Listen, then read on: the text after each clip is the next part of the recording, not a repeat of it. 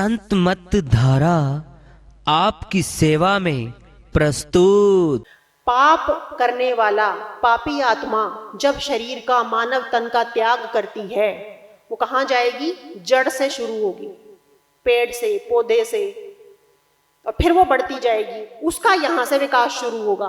उसका एक का तो पुण्य खर्च होना शुरू होगा। एक कुत्ता बनेगा, वो बिस्किट खाएगा, वो पनीर खाएगा, वो कुछ भी खाएगा, उसको खूब सुख मिलेगा।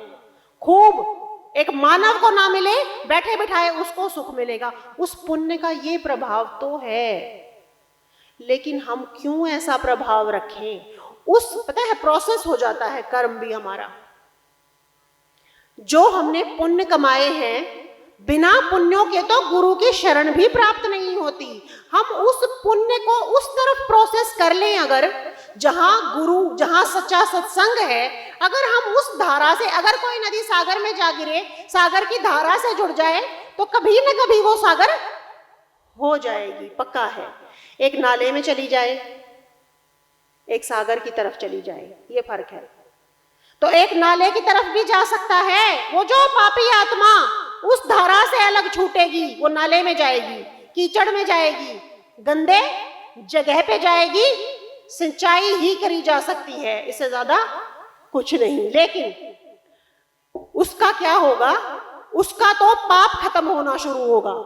पेड़ से, पौधों से, नीच योनियों से उसका पाप खत्म होना शुरू होगा। जैसे जैसे उसका पाप खत्म होना शुरू होगा, वो दूसरी योनि में जाएगा, फिर वो तीसरी में जाएगा। लेकिन कितना वक्त लग जाएगा? अगर हमें बाई चांस किसी पीपल का पेड़ का जन्म मिल गया, वट वृक्ष का, बड़ का हमें कोई जन्म मिल गया, फिर तो हम खड़े ही रह जाएंगे। यही नहीं पता, अब वो देखो उन पे एक बार नजर डाल के, और पीपल की पूजा तो कर लेते हो, एक बार नजर डाल के देखो, वो पीपल बेचारा, उसको तो धूप में भी, ठंड में भी, बारिश में भी कोई आश्रय देने वाला नहीं है। कोई ऐसा नहीं उसको बचा पाए, और काटेंगे भी नहीं कि पेड़ काटना गलत है। उससे पूछ के देखो एक बारी, वो वहां पे अपने पापों का फल भुगत रहा है जो उसने मानव तन में कमाए थे। वो है वो, और एक ऊंचा है उससे तो अच्छा, वो पालतू भैंस है, गाय है, कम से कम उनको घूमने को तो मिलता है। इधर उधर चले गए, छाया धूप, बच तो सकते हैं, उनको पका पकाया मिल जाता है। हमें तो मिलता नहीं है। क्यों नहीं मिलता हमें? क्या पता हम क्या खाएंगे? क्यों नहीं मिलता हमें पका पकाया? अब गाय को, भैंस को तो हम जो डाल देंगे वो तो वही खा लेंगी। उनके पास आजादी नहीं है ना, उनको जो डाल दो वही खा लेंगी। लेकिन पाप नहीं होगा उनसे, वो कुछ भी खा लें। हम जो खाएंगे, क्योंकि हमें आजादी है, हम क्या खाएं, हमें क्या पकाना है। अब आप समझ ही सकते हो मैं पकाने के बारे में कह रही हूं तो क्या कह रही हूं। कोई मांस भी पकाता है, कोई पता नहीं क्या क्या पकाता है। वहां आ जाता है कि तुझे ही क्यों आजादी मिली है? तन तो तेरा भी है, 2 हाथ, 2 पैर, 2 आंखें उनके पास भी है ना? सारी चीजें हैं उनके पास। हमारे पास जो है ना, वो सारी की सारी, ऑलमोस्ट सारी चीजें उनके पास भी हैं। क्या नहीं है उनके पास जो हमारे पास है? हमारे पास कर्म की आजादी है। ये हमें बांध भी जाएगी और हमें खोल भी जाएगी। वहीं से बंधन पड़ता है, वहीं से खुल जाता है। मानव तन में बंधन बांध के गए थे हम लोग। जब हम 84 लाख के तनों में गए थे, या जाएंगे, ऐसा ना हो, मेरी दुआ है, पर अगर जाएंगे तो मानव तन के ही बांधे हुए बंधनों को चक्कर काटने के लिए जाएंगे। और कब खुलेगा वो बंधन? जब मानव तन में वापस आ जाएंगे। एक गांठ, एक रस्सी है, मैंने 2 गांठ लगा दी हैं। जहां वो गांठ है वहीं पे जाके खोलेंगे तभी खुलेगी ना।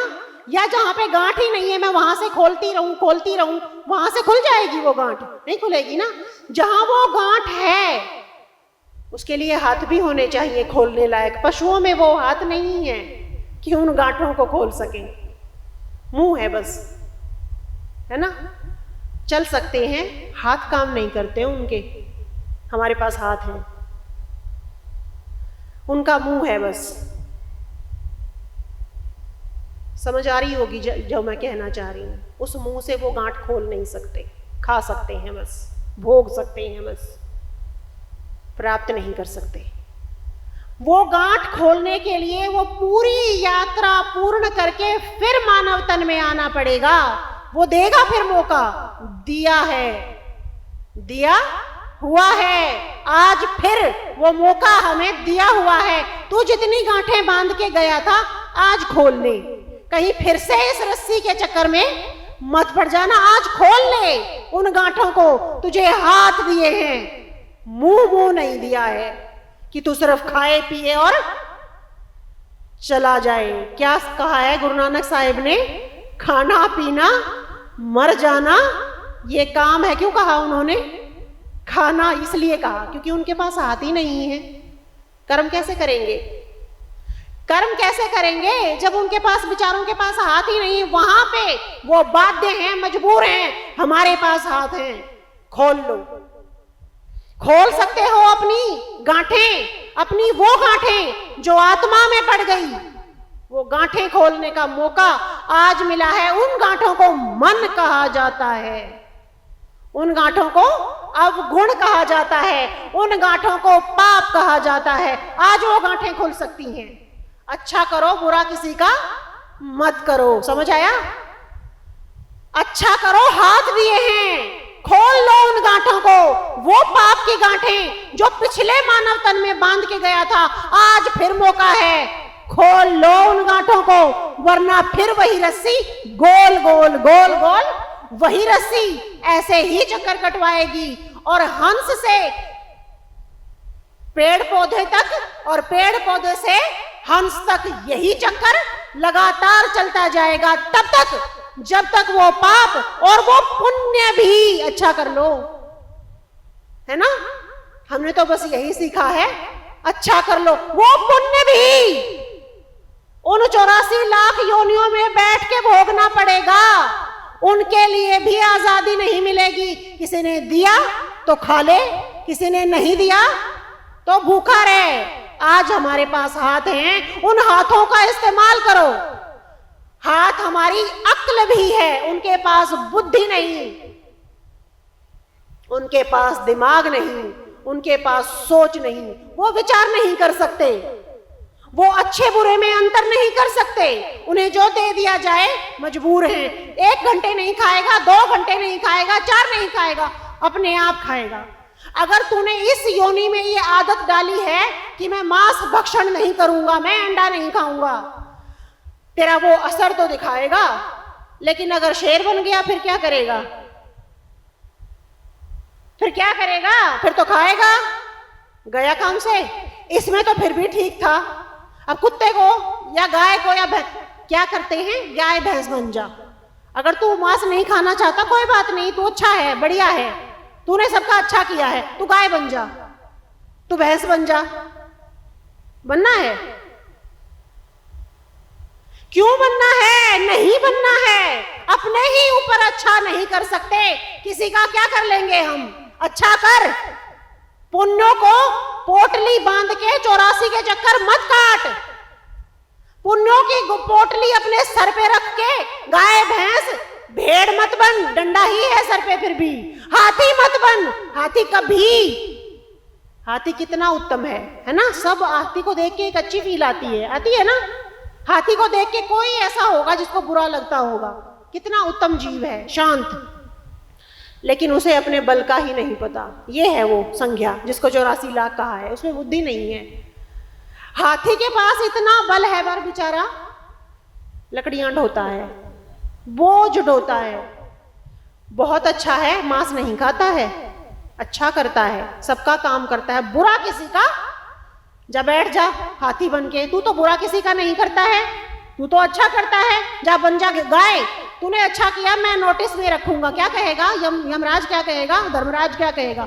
बिल्कुल सही सोचा, तूने अच्छा करना था, तू अब अच्छी योनि में जा। पर क्या करेंगे उस योनि में जाके? वो हाथी बन के, गाय बैल क्या करेंगे? ये सब करके बैठ के खा लेंगे बस। कुत्ता बन जाए, 1 घंटा मत खा, 2 घंटे, सारी चीजें, तूने मांस खाया है यहाँ जा, तूने अच्छा किया है वहां जा से फिक्स है। सब फिक्स है। ये है वो सबसे ऊंची टॉप, या तो इधर रिट जा या इधर, या तो नीचे से शुरू कर या ऊपर से शुरू कर, लेकिन आना फिर मानव के तन में पड़ेगा। इतनी लंबी यात्रा कैसे सह पाओगे? 100 साल, 200 साल, 300 पता नहीं कितने कितने वर्ष लग जाते हैं 84 लाख योनियों के चक्कर लगाने में। अपना ही नुकसान क्यों कर लेते हैं हम? क्यों ये नहीं समझ पाते हैं कि आज मौका मिला है, आज खाली जाने नहीं दूंगा। जो भी व्यवसायी हैं, जो भी बिजनेसमैन हैं, जो भी नौकरी वाले हैं, 2 रोटी की समझ एक मजदूर में भी है। वो भी समझता है तुझे 2 रोटी खाने का, तुझे खाने का, पीने का, कमाने का मौका मिला है, इसको हाथ से जाने मत दे। वो भी ये समझते हैं। और हम क्या इतना नहीं समझ पाते हैं कि आज तुझे कमाने का मौका मिला है, और वो कमाने का मौका मिला है जिसको कमाने के बाद तर जाएगा वंश। तेरा तो क्या जिक्र है, तेरा तो कोई जिक्र ही नहीं है, तू तो तर ही जाएगा, तेरी तो कोई दिक्कत ही नहीं आएगी। उस हंस वृत्ति तक पहुंचिए। मेरा आग्रह, मेरा अनुरोध है आप लोगों तक, अच्छा कीजिए, अपना कीजिए अच्छा। वहां तक पहुंचिए कि इस पाप और पुण्य, पाप पुण्य ये अच्छा कर, बुरा मत कर। पाप पुण्य ये 2 बेड़ी, एक लोहा एक कंचन केरी। बेड़ी तो डल ही गई, चाहे सोने की पहन ले चाहे लोहे की पहन ले। लोहे की पहन के तो हम उदास हैं, और सोने की बेड़ी पहन के खुश हैं, खुश हैं। बेड़ियां बेड़ियां ही कहलाती हैं, आजादी का प्रतीक नहीं मानी जा सकती हैं। अपने आप को आजाद कीजिए, अपने उन बंधनों को, अपने उन गांठों को खोलिए। फिर से मौका मिला है, फिर से मानव तन मिला है। आज फिर वो ताकत क्यों नहीं लगा देते हम लोग अपने लिए, अपनी आत्मा के लिए, अपने अंदर बैठे उस पुकारते हुए मालिक के लिए, जो एक बार तो जरूर जरूर आवाज लगाता है, तुझे पालूं, हे मालिक तुझे पालूं। कहीं से किसी न किसी क्षण सबके अंदर एक आवाज तो लगा ही देता है। उस आवाज को सुनिए, वो पुकारता है अंदर से।